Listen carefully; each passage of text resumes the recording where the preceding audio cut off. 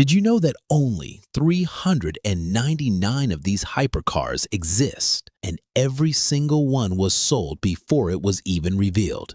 These are 5 facts that sound fake but are actually true about the McLaren W1. It produces 1,258 horsepower thanks to a twin-turbo V8 and an electric motor, making it more powerful than the original F1 and P1 combined. The W1's top speed is limited to 350 kilometers an hour, but it hits 0 to 200 kilometers an hour in just 5.8 seconds. It uses active long-tail aerodynamics to create up to 1,000 kilograms of downforce on demand.